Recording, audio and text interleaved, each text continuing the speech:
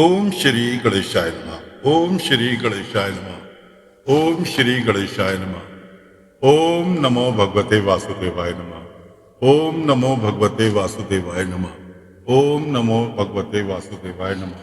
ओम श्री साईनाथाय नमः। ओम श्री साईनाथाय नमः। देवियों, सज्जनों, साथियों, दोस्तों, भक्तों, सभी को नमस्कार। आज श्री साईं ध्यान योग द्वारा प्रस्तुत श्रीमद् भागवत पुराण कथा स्कंद 4 का आपको 26वां अध्याय सुनाने जा रहे हैं। और कथा में आपने पिछले भाग में सुना होगा कि नारद जी राजा पुरंजन का शिकार खेलने वन में जाना और रानी का कुपित होना। नारद जी कथा सुना रहे हैं, तो कृपा श्री हरि को अपने नेत्रों में बसाकर कथा श्रवण करें और कथा का आनंद लें। श्री नारद जी कहते हैं, राजन, एक दिन राजा पुरंजन अपना विशाल धनुष, सोने का कवच और अक्षय तर्कस धारण कर अपने 11वें सेनापति के साथ 5 घोड़ों के शीघ्रगामी रथ में बैठकर पंचप्रस्थ नाम के वन में गया। उस रथ में 2 इशादंड, 2 पहिए, 1 धुरी, 3 ध्वज दंड, 5 डोरियां, 1 लगाम, 1 सारथी, 1 बैठने का स्थान, 2 जुएं, 5 आयुध और 7 आवरण थे। यह 5 प्रकार की चालों से चलता था तथा उसका साजबाज सब सुनहरा था। यद्यपि राजा के लिए अपनी प्रिया को क्षण भर भी छोड़ना कठिन था, किंतु उस दिन उसे शिकार का ऐसा शौक लगा कि उसकी भी परवाह न कर वह बड़े गर्व से धनुष बाण चढ़ाकर आखेट करने चला गया। इस समय असुरी वृत्ति बढ़ जाने से उसका चित्त बड़ा कठोर और दया शून्य हो गया था। इससे उसने अपने तीखे बाणों से बहुत से निर्दोष जंगली जानवरों का वध कर डाला। जिसकी मांस में अत्यंत आसक्ति हो, वह राजा केवल शस्त्र प्रदर्शित कर्मों के लिए वन में जाकर आवश्यकता अनुसार अनिश्चित पशुओं का वध करे, व्यर्थ पशु हिंसा न करे। शास्त्र इस प्रकार की उच्च खल प्रवृत्ति को नियंत्रित करता है। राजन, जो विद्वान इस प्रकार शास्त्र नियत कर्मों का आचरण करता है, वह उस कर्मानुष्ठान से प्राप्त हुए ज्ञान के कारण भूत कर्मों से लिप्त नहीं होता। नहीं तो मनमाना कर्म करने से मनुष्य अभिमान के वशीभूत होकर कर्मों में बंध जाता है तथा गुण प्रवाह रूप संसार चक्र में पड़कर विवेक बुद्धि के नष्ट हो जाने से अधम योनियों में जन्म लेता है। पुरंजन के इस तरह तरह के पंखों वाले बाणों से छिन्न भिन्न होकर अनेकों जीव बड़े कष्ट के साथ प्राण त्यागने लगे। उसका यह निर्दयतापूर्वक जीव संहार देखकर सभी दयालु पुरुष बड़े दुखी हुए। वे इसे सह नहीं सके। इस प्रकार वहां खरगोश, सुअर, भैंसे, नीलगाय, कृष्ण मृग, ताही तथा और भी बहुत से मेघ पशुओं का वध करते करते राजा पुरंजन बहुत थक गया। तब वह भूख प्यासे अत्यंत शिथिल हो वन से लौटकर राजमहल में आया। वहां उसने यथा योग्य रीतियों से स्नान और भोजन से निर्वत हो कुछ विश्राम करके थकान दूर की। फिर गंध, चंदन और माला आदि से सुसज्जित हो सब अंगों में सुंदर सुंदर आभूषण पहने तब उसे अपनी प्रिया की याद आई।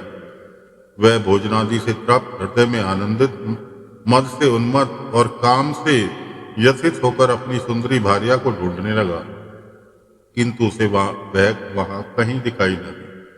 प्राचीन बरही तब उसने चित्त में कुछ उदास होकर अंतपुर की स्त्रियों से पूछा, सुंदरियों, अपनी स्वामिनी के सहित तुम सब पहले की तरह कुशल से हो ना?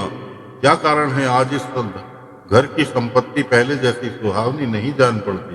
घर में माता अथवा पति परायणा भार्या न हो तो वह घर बिना पहिए के रथ के समान हो जाता है। फिर उसमें कौन बुद्धिमान दीन पुरुषों के समान रहना पसंद करेगा? अच्छा बताओ, वह सुंदरी कहाँ है जो दुख समुद्र में डूबने पर मेरी विवेक बुद्धि को पद पद पर जागृत करके मुझे उस संकट से उबार लेती है?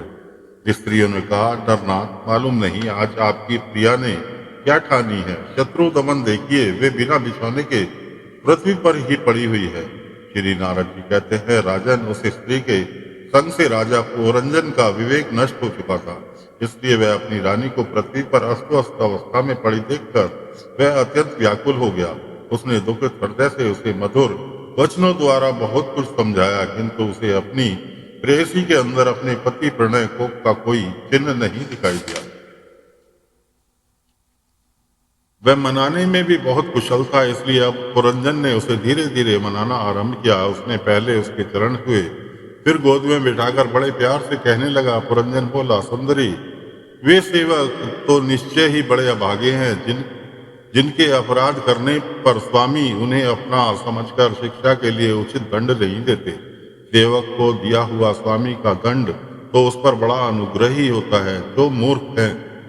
जो मूर्ख हैं उन्हीं को क्रोध के कारण अपने हितकारी स्वामी के किए हुए उस उपकार का पता नहीं चलता। सुंदर दंतावली और मनोहर भावों से शोभा पाने वाली मानसविनी, अब यह क्रोध दूर करो और एक बार मुझे अपना समझकर प्रणय भार तथा लज्जा से झुका हुआ एवं मधुर मुस्कान में चितवन से कुछ शोभित अपना मनोहर मुखड़ा दिखाओ। आहो, ब्रह्म पंक्ति के समान नीली अलकावली, उन्नत नासिका और समुद्र वाणी के कारण तुम्हारा वह मुखारविंद कैसा मनमोहक जान पड़ता है। वीर पत्नी, यदि किसी दूसरे ने तुम्हारा कोई अपराध किया हो तो उसे बताओ। यदि वह अपराधी ब्राह्मण कुल का नहीं है तो मैं उसे अभी दंड देता हूँ। मुझे तो भगवान के भक्तों को छोड़कर त्रिलोकी में अथवा उसके बाहर ऐसा कोई नहीं दिखाई देता जो तुम्हारा अपराध करके निर्भय और आनंद पूर्वक रह सके। प्रिय, मैंने आज तक तुम्हारा मुख कभी तिलकहीन, उदास, मुरझाया हुआ, क्रोध के कारण डरावना, कांतिहीन और स्नेह शून्य नहीं देखा, और न कभी तुम्हारे सुंदर स्तनों को ही शोकाश्रुओं से भीगा हुआ बिंबा फल सदृश्य अक्षरों से स्निग्ध केसर की लाली से रहित देखा है। मैं व्यसनवश तुमसे बिना पूछे शिकार खेलने चला गया, इसलिए अवश्य अपराधी हूँ। फिर भी अपना समझकर तुम मुझ पर प्रसन्न हो जाओ।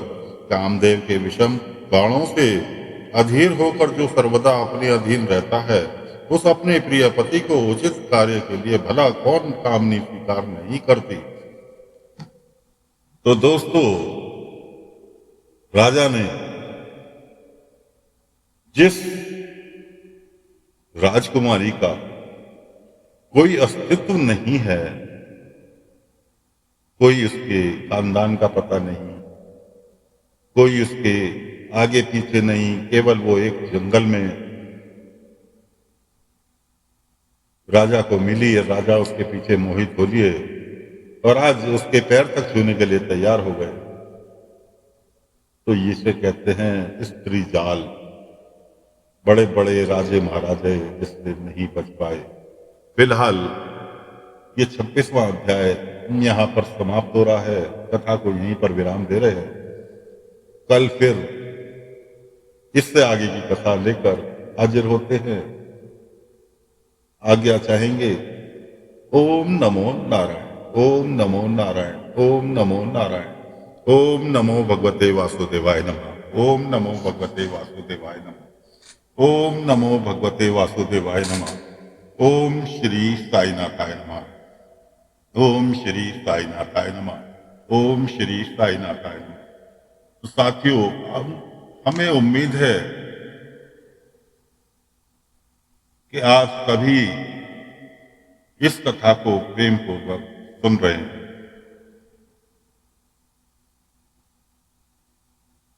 और ये शायद कहना पड़ेगा, क्योंकि हो सकता है हमारे अलावा भी किसी ने संपूर्ण भागवत पुराण आपको सुनाई हो, आपने सुनी, लेकिन हमारी जानकारी में नहीं है। संपूर्ण भागवत महापुराण आपके लिए श्री साईं ध्यान योग द्वारा पेश की जा रही है। तो अवसर का लाभ उठाएं, खुद भी सुने, अपने परिचितों को भी इसे आगे शेयर करें, ताकि वो भी इसको सुनकर लाभ उठाएं। इस पुराण का मेन महत्व यही, पढ़ना ही नहीं, सुनने से भी बहुत कुछ जीवन में बदलाव आ जाता है। तो साथियों, कल फिर मिलेंगे, आज्ञा चाहेंगे। ओम नमो नारायण। ओम नमो नारायण।